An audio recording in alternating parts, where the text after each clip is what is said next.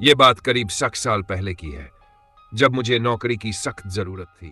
मैं यहां वहां भटक रहा था, लेकिन कहीं भी नौकरी नहीं मिल रही थी। एक दिन अखबार में एक गार्ड की वैकेंसी देखी, नीचे फोन नंबर भी लिखा था। मैंने फौरन कॉल किया। जवाब मिला, हाँ नौकरी है, लेकिन नाइट ड्यूटी करनी होगी, सैलरी 35,000 रुपए मिलेगी। बिना कुछ सोचे समझे मैंने हाँ कह दिया। यही मेरी सबसे बड़ी भूल थी। पहला हफ्ता आराम से बीता, लेकिन फिर एक रात के करीब n बजे थे, तभी अचानक छत पर किसी के दौड़ने और चिल्लाने की आवाज आई। मैं फौरन छत पर गया। देखा वहां कोई नहीं था। मुझे लगा शायद ये मेरा वहम होगा।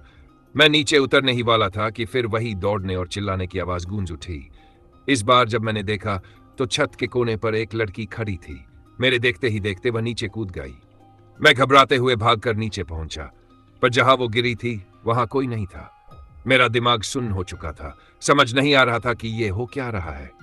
तभी मेरी नजर फिर छत की ओर गई, और इस बार मैंने जो देखा मेरे रोंगटे खड़े हो गए।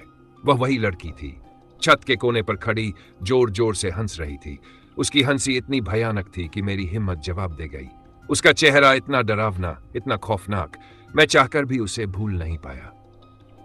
मैं वहां से भागते हुए सीधे अपने मालिक को फोन किया, सारी घटना बताई। जब उस घर के बारे में पता किया तो जो सच सामने आया उसने मेरी जान ही निकाल दी।